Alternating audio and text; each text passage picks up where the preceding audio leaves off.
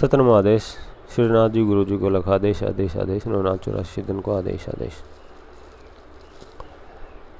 एक समस्या और आ रही है कि शादीशुदा औरत जो है वो क्या नाथ संप्रदाय से दीक्षित हो सकती है, और नाथ संप्रदाय से दीक्षित होकर क्या वो धूणे पर पूजा पाठ वगैरह कर सकती है, इसके बारे में पूछा गया है। सबसे पहले तो नाथ संप्रदाय जो है वो भगवान शिव आदिनाथ के द्वारा चला हुआ है। आदिनाथ भगवान शिव को माना गया है और माँ पार्वती को संप्रदाय में उदयनाथ के नाम से जाना जाता है। सबसे पहले नाथ संप्रदाय में जो दीक्षा हुई वो माँ पार्वती की भगवान शिव के द्वारा हुई है, और माँ पार्वती जो है वो सुहागिन है, शादीशुदा है, उनके बच्चे भी हैं, परिवार भी है। इससे इस बात का खंडन हो जाता है कि नाथ संप्रदाय में औरत दीक्षा ले सकती है या नहीं ले सकती है। दूसरी बात, वो गृहस्थ है तो क्या वो दीक्षा लेकर के साधना कर सकती है? कर सकती है, इसमें कोई दिक्कत नहीं है। इसके बाद में रही बात ये कि भाई नाथ संप्रदाय जो है उसमें अब बाबा गोरक्षनाथ जी जो नाथ संप्रदाय के अध्यक्ष वर्तमान हालात के जो फ़िलहाल में जो नाथ संप्रदाय चल रहा है, जो कि लगभग माना जाता है 800 से 800 ईस्वी जो है उससे लेकर के 1200 ईस्वी के मध्य का जो समय है, इसके बीच में लिखा हुआ फिक्स तो है नहीं, लेकिन इसके बीच की जो हमारे जो ग्रंथ मिलते हैं, जो लेख मिलते हैं, उनके आधार पर ये साबित होता है कि इसके दरमियान ही, इसके बीच में ही नाथ संप्रदाय का जो वर्तमान स्वरूप है वो आया है, बन करके उभर करके आया है, जिसके अध्यक्ष बाबा गोरक्षनाथ जी को माना गया है। 9 नाथ और 84 सिद्धों का नया प्रारूप जो है वो इस समय आया। उससे पहले भी नाथ संप्रदाय में जो सिद्ध परंपरा थी जो पहले चली आ रही थी।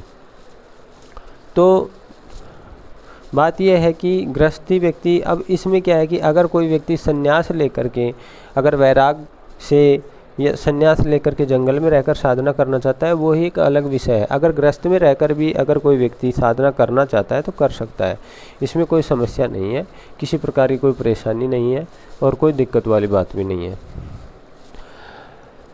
गृहस्थी औरत दीक्षा ले सकती है? हाँ, ले सकती है, इसमें कोई हर्ज नहीं है, कोई सोचने की बात नहीं है। पहले ऐसा नहीं था, लेकिन फ़िलहाल में ये दीक्षा शुरू हुई है। अभी कुछ समय पहले हमारे प्रचार प्रसार मंत्री जो नाथ संप्रदाय के हैं, डॉक्टर विलासनाथ जी, उन्होंने भी अभी एक वीडियो में कहा भी था कि गृहस्थों के लिए ये व्यवस्था अब की गई है कि उनको भी नाथ संप्रदाय से जोड़ा जाए और उनके अंदर भी वो बीज डाल दिया जाए कि वो फिर उसके बाद में गृहस्थ से जुड़कर, गृहस्थी लोग भी नाथ संप्रदाय से जुड़ करके जब वो अपने गृहस्थ के तमाम काम जब संपूर्ण कर लेंगे, उसके बाद में जब वो वृद्धावस्था में आएंगे, संन्यास वनप्रस्थ आश्रम जो है, उस समय वो जब वक्त आएगा तो वो नाथ संप्रदाय जहाँ से वो दीक्षित है वहाँ जा कर के और अपनी साधनाओं में रत हो जाएंगे। दूसरी बात यह है, परमात्मा को पाने के लिए अगर औरत परमात्मा को नहीं पा सकती, ऐसा कहाँ लिखा हुआ है? कहीं भी नहीं लिखा हुआ है। दूसरी बात यह है कि औरत परमात्मा जो है उसको पाने के लिए कोई दीक्षा नहीं ले सकती, कोई जप तप नहीं कर सकती, ऐसा कहीं भी लिखा हुआ नहीं है। औरत जो है वो आस्था की मूर्ति है और साधनाओं में और भजन भाव में, भक्ति के अंदर जितना औरत जो कुछ कर सकती है उतना आदमी भी नहीं कर सकता है, क्योंकि वो भाव से भरी हुई और वो आस्था की एक मूर्ति है। तो वो जितना कुछ कर सकती है उतना आदमी नहीं कर सकता है। दूसरी कंडीशन ये भी है कि कोई भी औरत अगर दीक्षा लेना चाहती है तो अब सवाल ये खड़ा होता है कि वो गृहस्थी औरत दीक्षा लेकर के क्या धूना लगा सकती है? तो देखो, धूना एक पूजा पद्धति है, धूना एक पूजा पद्धति है। धूना कोई भी चेतन कर सकता है, उसमें न कोई गृहस्थी की आड़ है और न उसमें कोई सन्यासी की आड़ है। धूने में चिमटा और त्रिशूल कोई भी रख सकता है, बस उसकी साधना, उसकी पूजा, उसकी पद्धति है, उसको जानना जरूरी है, उसके अनुकूल कार्य करना जरूरी है। इसमें कुछ ऐसा नहीं है कि गृहस्थी इस चीज़ को कर सकता है और सन्यासी नहीं कर सकता है। क्या है जो सन्यासी नहीं कर सकता है और क्या है जो गृहस्थी नहीं कर सकता है? सन्यास और गृहस्थ को खूब अच्छे से समझना होगा कि सन्यास का अर्थ क्या है और गृहस्थ का अर्थ क्या है। रही बात ये कि पूजा पद्धति के अंदर ये पूजा का एक विधान है जिसको कौन कर सकता है? जिसको गृहस्थी भी कर सकता है और सन्यासी भी कर सकता है। धूणा चेतन सन्यासी भी कर सकता है, गृहस्थी भी कर सकता है, औरत भी कर सकती है और मर्द भी कर सकता है। इसके बाद में धूणे के अंदर धूणा चेतन भी कर सकता है। गोसा जो लगाया जाता है उसमें बहुत सारे ऐसे विधान हैं, जहाँ धूणा जागर था वहाँ से जो साधु या जो सन्यासी जो फ़कीर था वो वहाँ से चले गए थे। उसके बाद में औरतों ने उसमें लगातार धूणे में गोसा लगाया है। धूणा चेतन सुबह शाम वो करती रही हैं, जो कि ग्रस्त थी वो। तो ऐसा कुछ नहीं है, इसमें कोई विधान नहीं है कि भाई ये वो नहीं कर सकते। धूणे के ऊपर जा कर के औरतें पूजा पाठ कर सकती हैं, वहाँ अपना ध्यान साधना कर सकती है, बैठ सकती हैं, इसमें भी कोई रुकावट नहीं है। नाथ संप्रदाय नर और नारी सभी को एक ही नज़र से देखता है।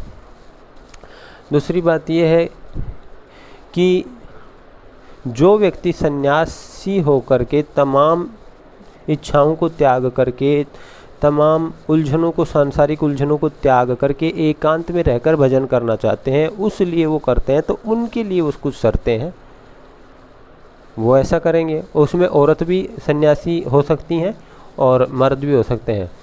बाबा गोरक्षनाथ जी की एक शिष्या थी बंगाल की, बिमला माई, जिनको कहा गया क्योंकि हमारे यहाँ नाथ संप्रदाय में अगर कोई लेडी दीक्षा लेती है, कोई औरत दीक्षा लेती है, तो उसके नाम के आगे माई लगाया जाता है। और माई जो बिमला माई है, उन्हीं के नाम के आगे माई शब्द लगा और माई शब्द से ही आई शब्द आया। तो उनके पंथ से जितने भी धूणे चल रहे हैं, जितने भी साधु हैं, जितने भी सन्यासी हैं, जितने भी लोग उनसे उनकी परंपरा से दीक्षित हैं आगे, उनके नाम के आगे आई लगता है।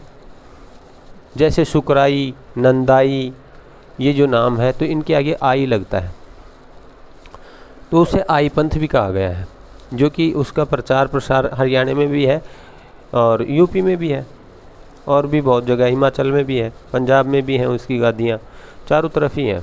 बैराग की जो ज़्यादा गादियाँ जो हैं वो बैराग पंथ की जो है वो राजस्थान में है, राता डूंडा वगैरह में।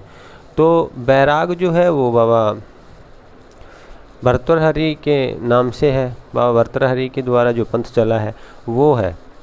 अब रही बात कान चिराने की, तो नाथ संप्रदाय के सभी साधु जो है वो कान नहीं चिरवाते हैं। ये भी एक भूल है। कोई ये सोचता है जिन्होंने बाबा गोरक्षनाथ जी को अपना आराध्य माना है वो ही सिर्फ कान चिरवाते हैं, जो अब उनका आराध्य बाबा गोरक्षनाथ जी हैं। और जो सिर्फ और सिर्फ बाबा गोरक्षनाथ जी को फॉलो करते हैं और उनके अनुयायी हैं और उन्हीं को फॉलो करते हैं, उन्हीं के मुताबिक चलते हैं, तो वो व्यक्ति या वो मर्द या वो औरत ही संन्यास दीक्षा लेकर के उस वे पर चलेंगे। अगर वो नौ नाथ में जो दूसरे नाथ हैं उनको फॉलो करते हैं तो वो एक अलग परंपरा है। अगर ये बात कही जाए बाबा मच्छिंद्र नाथ जी के लिए, तो बाबा मच्छिंद्र नाथ जी के बारे में पढ़ करके देख लेना, उनके बारे में जान करके देख लेना।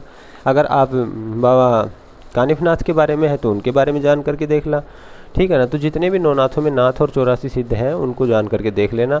जोड़े के बगैर इस पूरी सृष्टि के अंदर कहीं भी ये नहीं है कि जोड़े के बगैर कोई कार्य है।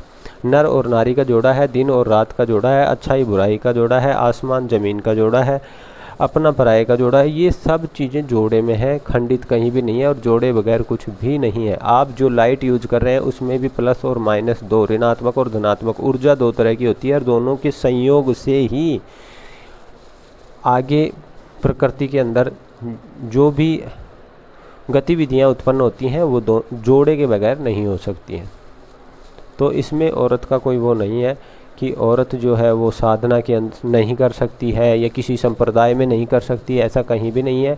वो गृहस्थ में रहकर भी साधना कर सकती है। वो नाथ संप्रदाय से दीक्षित होकर के गृहस्थ में रहकर भी साधना कर सकती है।